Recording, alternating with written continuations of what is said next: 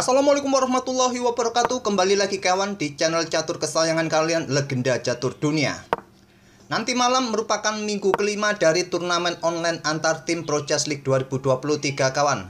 Ada dua partai yang digelar nanti malam, tapi sambil menunggu turnamen nanti malam itu dan baru besok akan kita ulas, coba admin isi. Untuk kali ini kita akan mengulas permainan engine kawan. Yang sudah lama admin ini tidak mengulas permainan engine.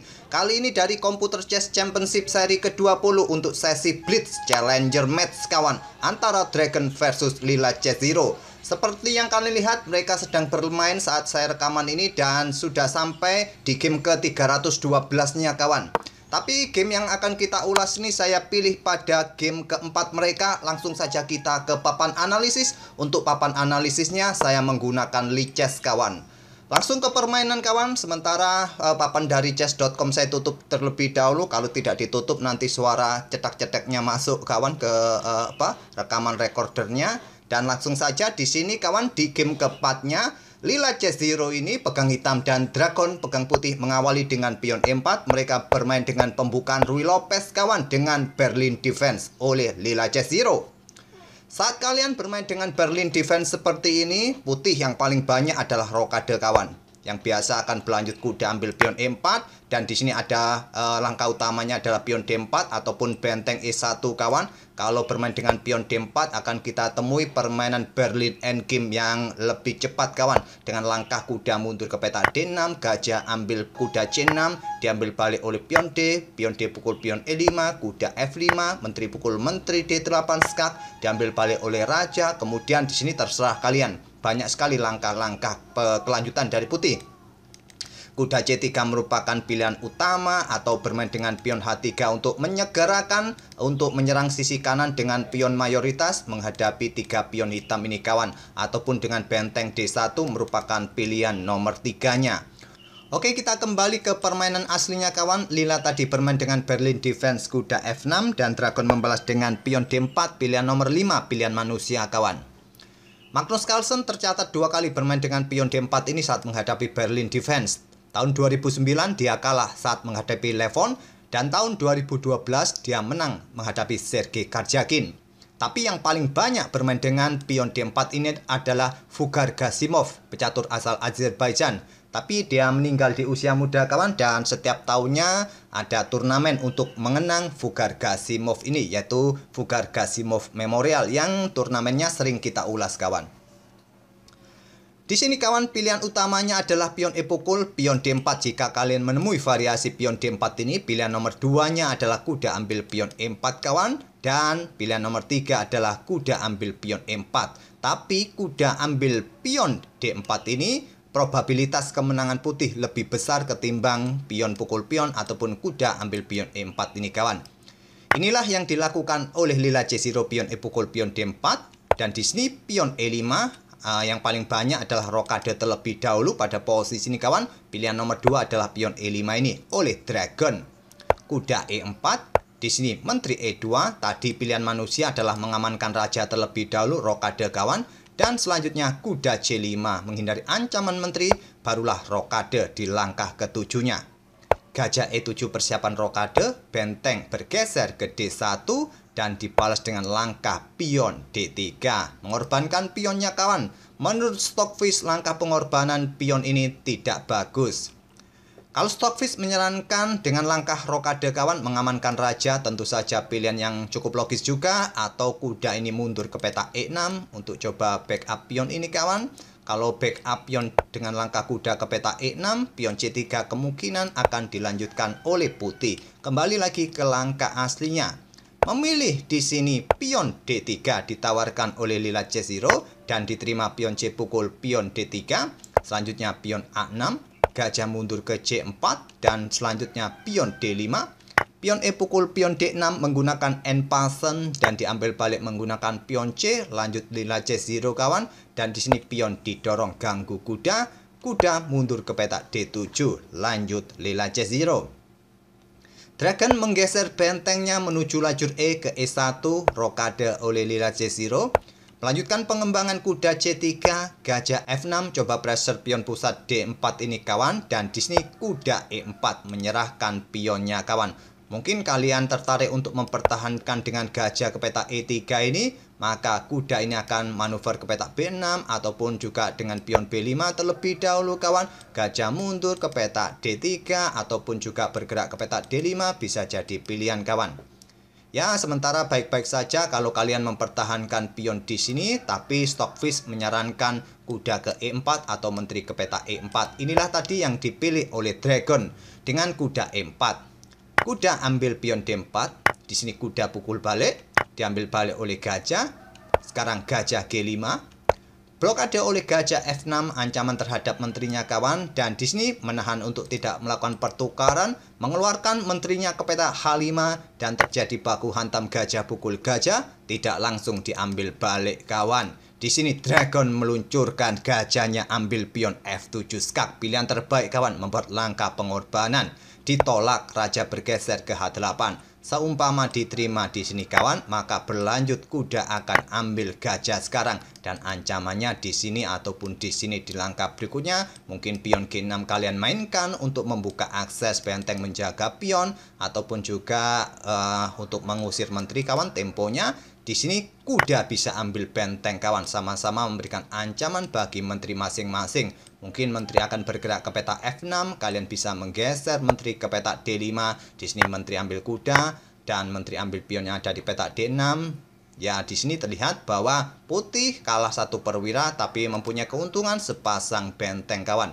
Dan jumlah pion tentunya untung satu pion untuk sementara waktu. Dan Stockfish menyatakan posisi putih lebih baik. Tentu ada ancaman berikutnya adalah benteng E7 dan kemudian ditumpuk di langkah berikutnya pressure posisi raja hitam kawan. Itulah yang terjadi kawan. Jika pada posisi ini gajah meluncur ini langsung diambil oleh benteng, kuda akan ambil gajah G5 dan seterusnya tadi. Memilih menggeser rajanya ke H8 dan di sini kawan barulah kuda ambil gajah G5.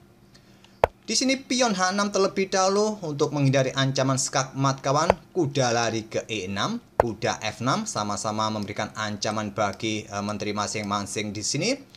Menteri bergerak ke G6 menghindari ancaman kuda dan tetap ada ancaman garbuan kawan, dan kuda ini disikat oleh gajah, diambil balik oleh gajah putih. Menteri bergerak ke A5. Coba pressure benteng yang ada di belakang, mungkin salah satu benteng ini akan bergerak ke lajur pusat, tekan gajah kawan. Dan kita sudah di langkah ke-23, seperti yang kalian lihat jumlah pion masing-masing sama kawan, masing-masing 5 pion. Cuma bedanya hitam mempunyai pion terpisah di lajur pusat, dan kualitas gajah versus kuda sekarang kita dapati di langkah ke-23 ini.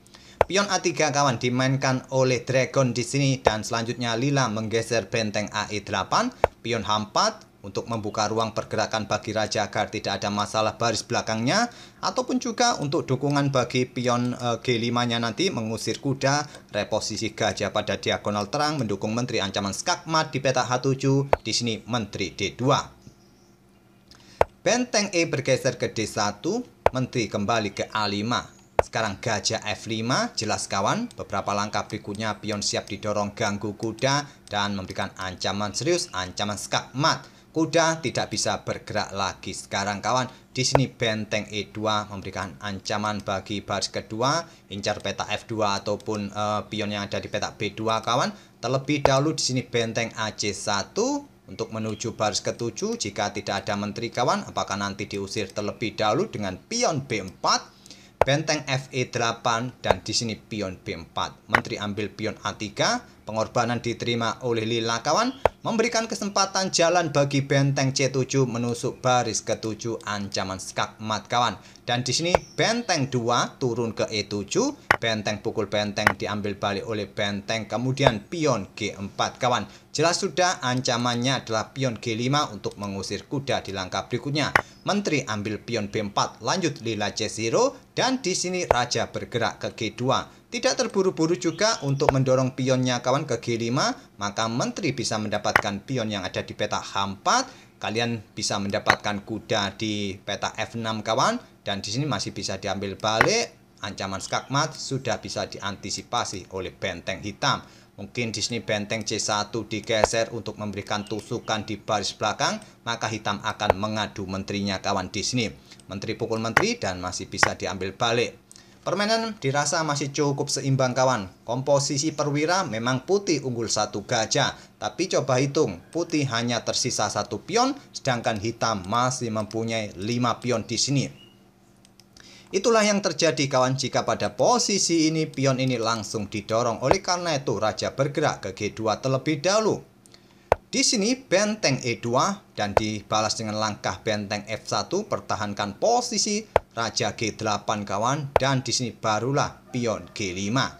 Menteri ambil pion H4, pion ambil kuda F6. Ini cukup berbeda daripada yang tadi kawan. Coba lihat, sekarang putih masih mempunyai 2 pion kawan, tapi selepas itu juga habis juga oleh raja hitam. Raja ambil pion G7. Di sini benteng G1, cuma bedanya sekarang posisi pion-pion hitam ini sudah tidak solid lagi kawan. Pion A5, benteng ambil pion D6, tersisa 3 pion hitam, benteng E5, gajah mundur ke D3, pion B5 didorong lagi, dan di sini benteng B6, pion didorong ke B4, raja putih mulai bergerak ke F3, raja hitam juga bergerak ke F7. Gajah E4 kawan, apakah untuk blokade akses jalannya raja nanti bergerak ke kiri? Raja hitam bergerak ke E7, raja putih bergerak ke E3. Benteng E6 menantang pertukaran, ditolak dengan benteng B7 skak. Raja bergerak ke F6 dan benteng A7 siap eliminasi pion. Di sini benteng E5 pertahankan posisi dan benteng A6 skak. Terpaksa mundur lagi ke baris ke-7, raja hitam ke E7, raja putih mendekati benteng. Dan di sini benteng digeser ke lajur B, gajah D3, dan sudah tidak ada peta lagi bagi benteng hitam untuk menjaga pionnya. Benteng B8 dan pion diambil oleh benteng putih di peta A5, dan pion ini sulit rasanya untuk promosi. Peta terakhirnya adalah peta terang yang bisa dikawal oleh gajah terang. Permainan berlanjut kawan, kita sudah tak terasa di langkah ke-52. Benteng putih mendapatkan pion lagi, dan di sini benteng G1 sudah tidak bisa lagi promosi. Promosi pun langsung disikat oleh gajah. Benteng F8 incar pion kawan, dan di sini benteng E1 terlebih dahulu. Raja bergeser ke D7. Kalau Stockfish tadi menyarankan menuju peta F6 kawan. Di sini benteng siap sikat pion ini dan pertahankan pionnya sendiri. Di sini benteng B8 pertahankan pion, blokade dengan gajah B1. Benteng B3, raja C4. Saya agak percepat sedikit, kalian sudah paham dengan langkah endgame seperti ini kawan. Jelas sudah tersisa 1 pion, masih memungkinkan untuk promosi. Ya paling tidak nanti tersisa benteng gajah kalau benteng hitam ambil pion kawan. Saya akan percepat langkah-langkahnya. Dia mengorbankan benteng, malahan cukup aneh juga. Permainan ini berakhir di langkah ke-70 kawan. Kita sudah di detik-detik akhir skak mat. Di langkah ke-70 ini benteng A3 skak mat.